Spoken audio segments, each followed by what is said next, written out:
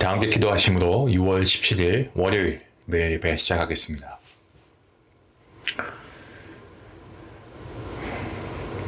온 땅이여 여호와께 즐거운 찬송을 부를지어다. 기쁨으로 여호와를 섬기며 노래하면서 그의 앞에 나아갈지어다. 아멘.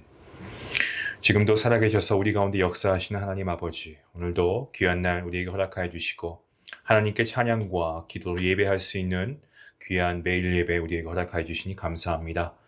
우리가 매일 매 순간 정말 우리의 삶이 하나님의 은혜이고 하나님의 인도하심을 우리가 분명하게 믿습니다. 감사하고 또 감사합니다. 하나밖에 없는 외아들 예수 그리스도를 십자가에 내어놓으시기까지 우리를 사랑하신 하나님, 정말 하나님 아버지의 우리를 향하신 그 놀라우신 사랑과 은혜를 오늘도 감사하며 구원의 기쁨과 감격을 통하여 오늘도 하나님께 나아갈 때에 우리의 예배 가운데 하나님 함께 하시고 우리 예배 가운데 영광 받으시고 또 이 예배를 통하여서 말씀의 충만한 은혜가 우리에게 허락될 수 있도록 하나님 함께 하여 주시옵소서. 하나님, 우리가 삶을 살아갈 때에 하나님의 참된 믿음의 자녀답게 정말 그리스도인답게 우리가 하나님이 기뻐하시는 삶을 살아갈 수 있도록 인도하여 주시옵소서. 그리하여서 우리뿐만 아니라 우리의 삶을 통하여서 정말 많은 사람들이 우리의 행함을 보고 정말 예수님을 영접할 수 있는 귀한 은혜와 역사가 있기를 간절히 소원합니다.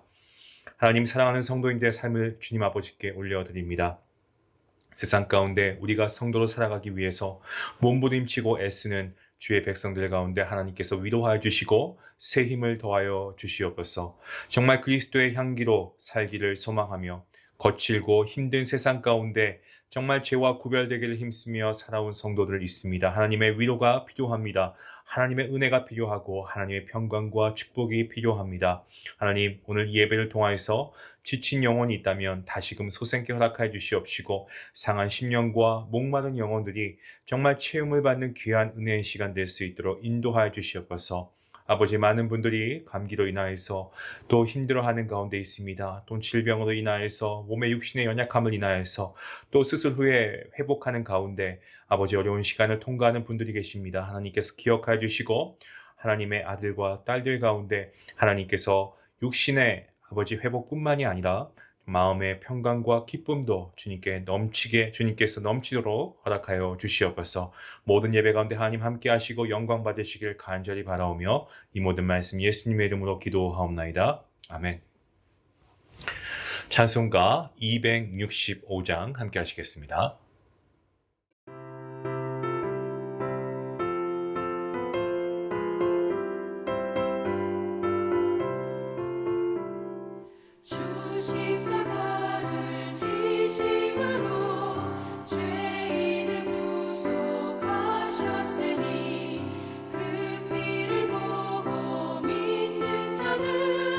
주님의 진노 면하겠네. 내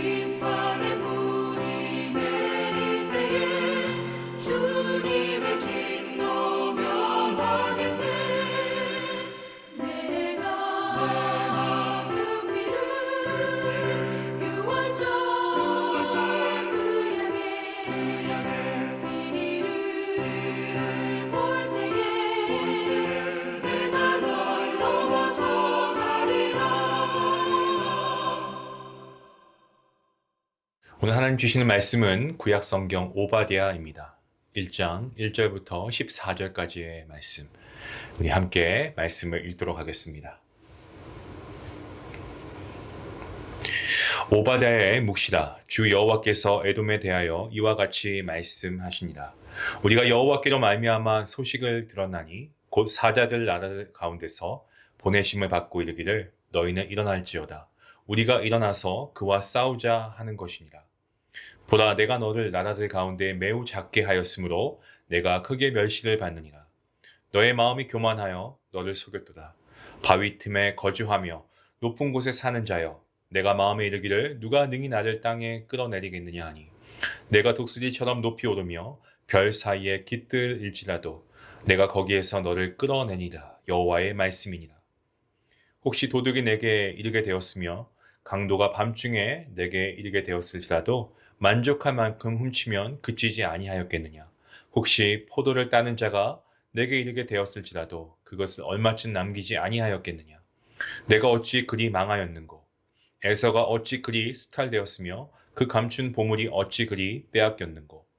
너와 약조한 모든 자들이 다 너를 쫓아 변경에 이르게 하며 너와 화목하던 자들이 너를 속여 이기며 내 먹을 것을 먹는 자들이 내 아래에 함정을 파니 내 마음에 지각이 없음이로다. 여호와의 말씀이니라. 그날에 내가 에돔에서 지혜 있는 자를 멸하며 에서의 산에서 지각 있는 자를 멸하지 아니하겠느냐. 드마나 내 용사들이 놀랄 것이다.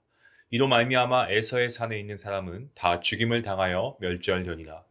내가 내 형제 야곱에게 행한 포악으로 말미암아 부끄러움을 당하고 영원히 멸절되리라. 내가 멀리 섰던 날 곧 이방인이 그의 재물을 빼앗아 가며 외국인이 그의 성문에 들어가서 예루살렘을 얻기 위하여 제비 뽑던 날에 너도 그들 중 한 사람 같았느니라. 내가 형제의 날 곧 그 재앙의 날에 방관할 것이 아니며 유다 자손이 패망하는 날에 기뻐할 것이 아니며 그 고난의 날에 내가 입을 크게 벌릴 것이 아니며 내 백성이 환난을 당하는 날에 내가 그 성문에 들어가지 않을 것이며 환난을 당하는 날에 내가 그 고난을 방관하지 않을 것이며 환난을 당하는 날에 내가 그 재물에 손을 대지 않을 것이며 내 거리에 서서 그 도망하는 자를 막지 않을 것이며 고난의 날에 그 남은 자를 원수에게 넘기지 않을 것이니라. 아멘. 오바댜, 구약 성경 39권 중에서 유일하게 한 장으로 구성된 성경이 바로 우리 오늘 본문 말씀인 오바댜입니다. 신약 성경을 보시면 한 장짜리 성경이 있죠. 4권이 있습니다. 빌레몬서와 요한 2서와 요한 3서, 유다서가 바로 그것입니다. 오바댜 선지자가 어떤 인물이었는지 확인할 수는 없습니다. 오바댜라는 인물이 성경에 몇 명 등장합니다. 아하방 시대에 보시면 기근이 극심할 때에 왕궁을 맡은 사람 중에 오바댜라는 사람이 있었는데 하나님의 선지자 100명을 굴에 몰래 숨겨두고 빵 그리고 물을 제공했습니다. 하지만 그 오바댜는 선지자가 아니었을 뿐만 아니고요. 시대적으로도 큰 차이가 있습니다.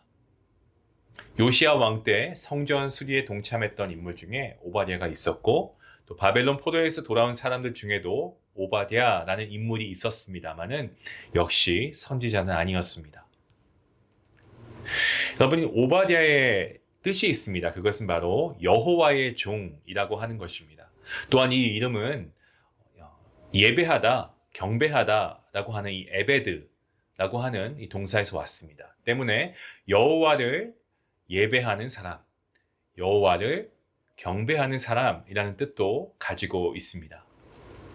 자, 이처럼 이름에서 우리가 알 수 있는 것처럼 그가 어떤 신분에 있었든지 간에 또 그가 무슨 일을 하고 있었든지 간에 하나님의 종으로 신실하게 살았고 하나님을 예배하고 하나님을 경배하는 삶을 살았던 인물이다라는 사실을 우리가 알게 됩니다. 오바댜는 에돔에 대한 심판의 내용을 다루고 있습니다.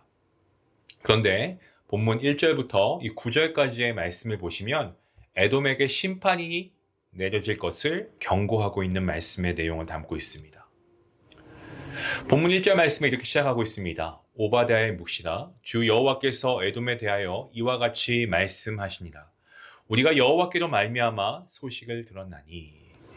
자, 여기서 묵시라는 말이 나오고 있습니다.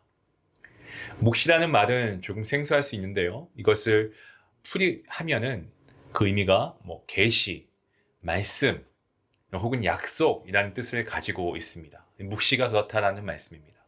그래서 하나님께서 오바댜를 통해서 에돔에게 하시는 말씀이라라고 우리가 그렇게 말씀을 이해하게 됩니다. 여러분, 한 나라의 대사가 이 대통령의 명을 받고 다른 나라에 가서 그것을 전하면요, 그 말을 대사가 자기 입으로 말한다고 해도 어떻습니까? 그 말은 대사의 말이 아니죠. 누구의 말입니까?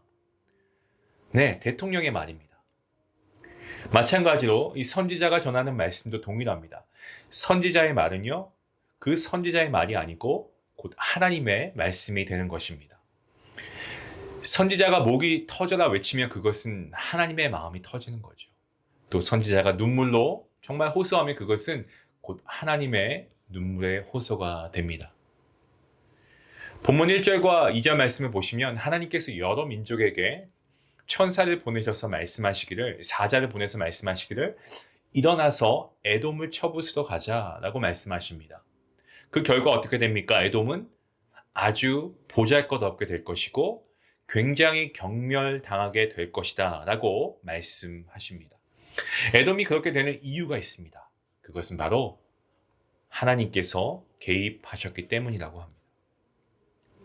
세상의 역사, 한 나라의 흥하고 망한 이 흥망성쇠는요, 당시의 초강대국이 좌지우지하는 것 같고 역량이 굉장히 뛰어난 어떤 최고의 통치권자가 좌지우지하는 것 같습니다. 하지만 지나온 인류의 역사를 보면 하나님의 역사와 섭리였다는 것을 인정하지 않을래야 인정하지 않을 수가 없는 것입니다. 물론 우리 개개인의 역사도 마찬가지입니다. 당시에는 다른 사람들이 내 인생을 막 흔들고 좌지우지하는 것 같고 나의 계획이나 내 의지가 내 인생을 만들어가는 것 같이 여겨졌습니다. 하지만 지금 돌아보면 어떻습니까? 하나님의 역사하심과 하나님의 섭리였구나라는 것을 우리가 인정할 수밖에 없지요. 에돔이 하나님의 의로운 심판을 받을 수밖에 없었던 것, 그들의 문제에 대해서 본문 3절과 4절이 밝히고 있습니다. 결론적으로 말씀드리면은 교만이었습니다. 교만 때문에 하나님의 의로운 심판을 받을 수밖에 없었다라는 겁니다. 에돔은 해발 1500m 이상 되는 그야말로 험준한 이 바위산에 요새를 건설하고 살았습니다. 혹시 등산을 좋아하시는 분들 계십니까? 산은 어떻습니까? 이 높을수록 올라가기는 더 힘듭니다. 에돔 사람들은 높은 지형에서 살았습니다. 때문에 지리적으로 보면은 난공불락의 성과도 같은 거죠. 요새와 같은 겁니다. 그래서 에돔 사람들을 독수리에 비유하고는 하는데요. 독수리는 어떻습니까? 새 중에서도 가장 높은 곳, 이 바위 틈에 둥지를 틀고 산다고 합니다. 그리고 이 조류 중에서 가장 강한 새가 바로 맞습니다. 이 독수리라고 하는 그러한 새입니다. 또한 우리가 사람들이 시력이 좋다라고 하면은 독수리의 눈을 가졌구나라고 얘기하죠. 몽골 사람들이 정말 시력이 좋다라고 하지 않습니까? 독수리의 눈을 가졌다라고 하는데 실제로 독수리가 시력이 좋아서 2000m, 그러니까 2km 상공에서 들판을 지나는 쥐를 볼 수 있을 정도의 어마어마한 시력을 갖고 있다라고 합니다. 이처럼 독수리 둥지와 같은 곳에 요새를 만든 것과 같은 곳에 살았던 에돔 사람들은 그 누구도 자신들을 함락하지 못할 것이라고 굳게 믿고 있었습니다. 하지만 하나님께서 뭐라고 말씀하십니까? 그들을 끌어내릴 것이라고 말씀하십니다. 도둑이 남의 집담을 넘어가 물건을 훔친다고 해도 그 집안에 있는 모든 것을 다 가져가지 않습니다. 아니, 가져갈 수가 없죠. 자신이 가져가려고 했던 것만 가져가든지 또 자신이 가져갈 수 있을 정도만 가져갑니다. 또 남의 포도밭에 들어가서 서리할 때도 밭에 있는 포도를 전부 가져갈 수는 없습니다. 불가능하죠. 가져갈 수 있을 정도만 서리합니다. 하지만 하나님께서는 에돔에게 그렇게 하지 않겠다라고 말씀하십니다. 뭐라고 말씀하십니까? 남긴 것이 없도록 하시겠다라고 하십니다. 심지어 하나님 뭐라고 말씀하십니까? 깊이 감추어 둔 것까지 다 빼앗기게 될 것이다 라고 말씀합니다. 혹 나라가 망하게 된다고 해도요, 이 지혜로운 사람과 지식이 있는 사람이 있으면은 좀 더 빠른 시간에 재건할 수 있습니다. 자, 그런데 오늘 본문 8절과 그리고 9절 말씀이죠. 여기를 보시면 하나님께서는 에돔의 그런 사람들을 남기지 않으실 것이다라고 말씀하고 계십니다. 드만은 이 에돔의 대표적인 도시를 뜻하거나 에브라임이 북이스라엘 전체를 대표하듯이 에돔 전체를 뜻하는 것으로 보입니다. 이 드만이 에돔을 대표하는 도시이든 에돔 전체를 뜻하고 있든 군인들이 모두 멸절을 당한다는 것은요, 이것은 에돔이 어떻다는 겁니까? 회복 불능 상태가 되는 것을 의미하고 있습니다. 회복이 안 된다는 거죠. 이어서 본문 10절과 11절 그리고 12절, 14절까지 말씀을 보시면 에돔이 왜 이러한 하나님의 의로우신 심판을 받을 수밖에 없었는지 그들이 저질렀던 죄에 대해서 열거하고 있습니다. 하나님께서 에돔을 심판하시는 이유, 오늘 말씀을 보니까 내 형제 야곱에게 행한, 그러니까 이스라엘에게 행한 포악으로 말미암아라고 말씀하고 계십니다. 에돔은 야곱의 쌍둥이 형 에서의 후손입니다. 에서가 들판에 있다가 집으로 돌아왔을 때 그가 몹시 배가 고파했습니다. 그래서 야곱이 팥죽을 쓰고 있었는데 그 색깔이 붉었죠. 에서가 야곱에게 뭐라고 합니까? 죽을 좀 달라. 배가 고프다. 그때 동생 야곱이 형에게 장자의 명분을 자신에게 주면, 그러면 팥죽을 주겠다라고 합니다. 에서는 배가 고프니까 그까지 장자의 명분이라고 하면서 야곱의 청을 들어줍니다. 야곱이 죽과 장자의 명분을 바꾸자고 했습니다. 에서는 그냥 그러자고는 했지만 그냥 말로만 하는 것으로 생각했던 것 같습니다. 실제 장자의 명분이 넘어갈 것이다 라고는 꿈에도 생각하지 못했을 수도 있습니다. 그래서 죽과 장자의 명분을 바꾸었습니다. 하지만 성경은 에서가 장자의 명분을 가볍게 여겼다라고, 그래서 이 죽과 바꾸었다라고 증언하고 있습니다. 때문에 붉은 팥죽으로 인해서 에서의 별명이 에돔이 되었고, 그 뜻이 무엇입니까? 붉다라는 뜻을 가지고 있죠. 에돔과 이스라엘은 모두가 이삭과 그리고 리브가의 피를 이어받은 형제 국가였습니다. 때문에 하나님께서는 이스라엘 자손들에게 너는 에돔 사람을 미워하지 마라. 그는 너의 형제이다 라고 신명기 23장에서 말씀하셨습니다. 이스라엘 자손들이 어떻습니까? 출애굽해서 가나안 땅을 향할 때에 에돔 지역을 통과만 하게 해달라고 요청했습니다. 밭이 있는 지역이나 포도원이 있는 지역은 결코 통과하지 않을 것이고 우물물도 마시지 않을 것이다 라고 말하면서 큰 길로만 지나갈 것이다 라고 했습니다.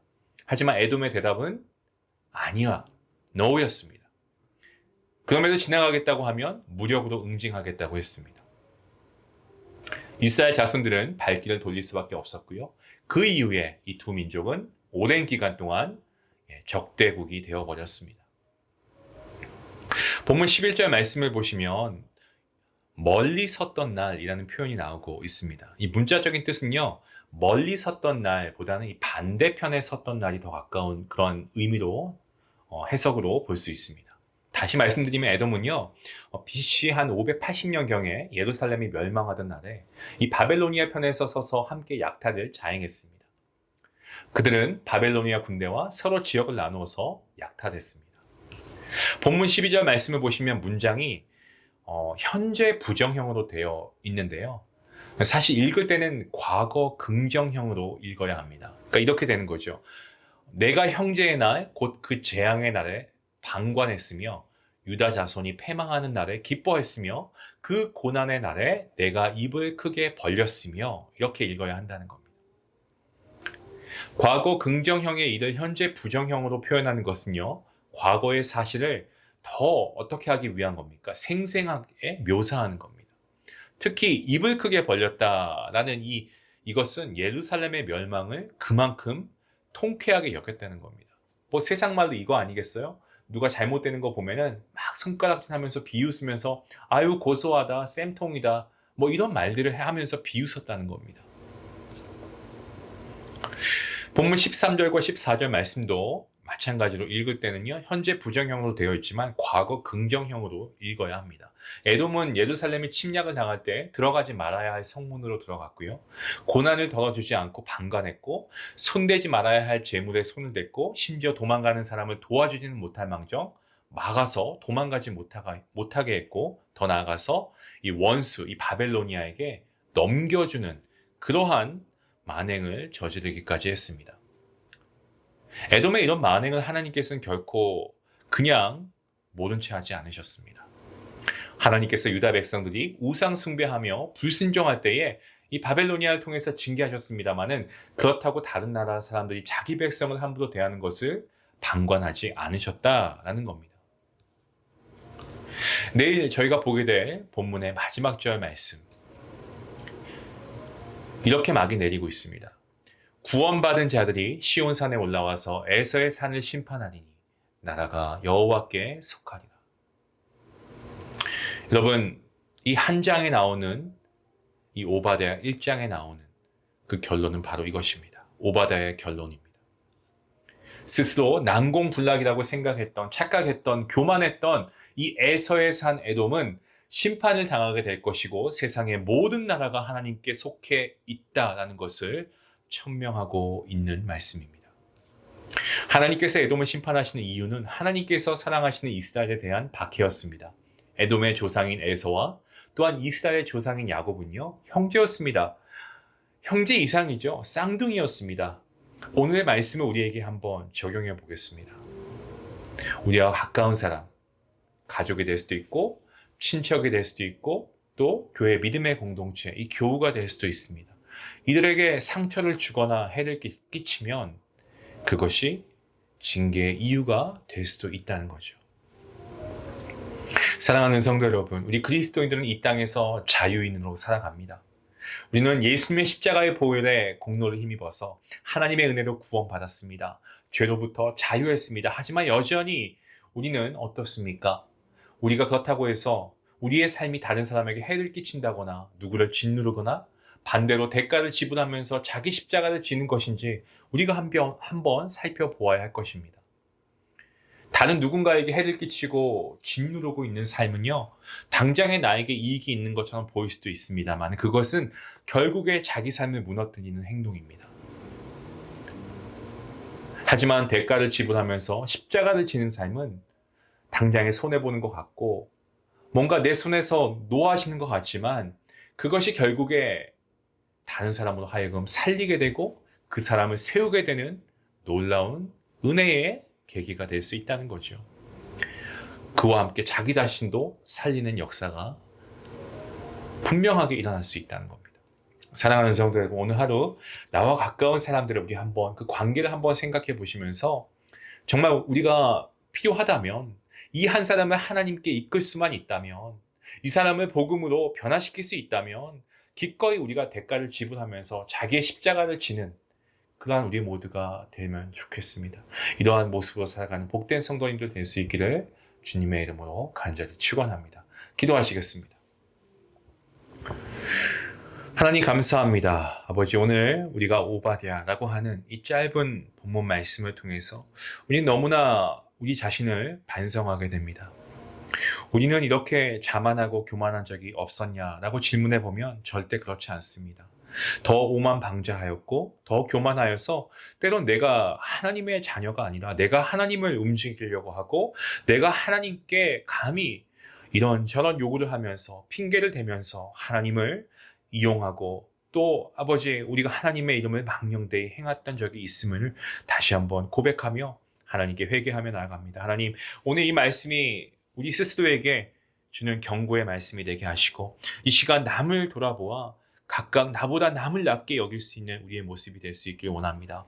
그리고 정말로 하나님께 나아가오니 하나님 겸손하고 또 겸손하여서 정말 나의 이러한 행실을 통하여 이들이 하나님을 알고 복음을 받아들일 수 있는 귀한 역사가 있게 허락하여 주시옵소서. 하나님, 정말 이 말씀이 우리에게 주시는 은혜가 족한 줄로 믿습니다. 이 말씀대로 살아갈 수 있도록 도와주시고 아무 공로 없이 구원받아 하나님의 자녀가 된 천국 백성인 우리 모두가 하나님께 행해야 할 것은 우리가 우리 주변을 돌아보고 우리의 관계를 다시 한번 돌아보고 우리가 잘못한 것이 있다면 이들에게 먼저 손을 내밀고 사과할 수 있도록 도와주시고 어떠한 대가가 지불된다고 해도 우리가 하나님의 은혜를 끼칠 수만 있다면 기꺼이 우리가 아까워하지 않고 우리가 대가를 지불할 수 있는 예수님께서는 우리 위해 목숨까지도 지불하셨는데 아버지 우리가 작은 것도 놓지 않으려고 하는 그러한 욕심에서 벗어나 우리가 모든 것을 하나님의 영광을 위해 기꺼이 내어드리고 우리의 관계 회복을 위해 우리가 애쓸 수 있는 우리 모두가 될 수 있길 간절히 바라오며 이 모든 말씀 예수님의 이름으로 기도하옵나이다. 아멘. 오늘 말씀 생각하시면서 우리가 정말 가까운 사람을 대하는데 우리에게 바꾸어야 할 태도가 있다면 우리가 한번 생각해 보면 좋겠습니다. 그리고 우리 안에 하나님의 은총으로 회복된 것이 너무나 많죠. 우리가 그런 것들을 한번 묵상해 보면서 하나님께 감사하며 나아가는 우리 모두가 될 수 있길 원하고 우리의 주변에 대가를 지불하는 우리의 삶이 될 수 있길 원합니다. 자기 십자가에 지는 그런 삶이 될 수 있길 원하고 우리가 하나님의 영광을 위해서는 이 또한 우리가 과감하게 내려놓을 수 있는 우리 모든 성도님들 될 수 있길 원합니다. 우리 같이 함께 말씀 생각하시면서 기도하시겠습니다. 기도합니다.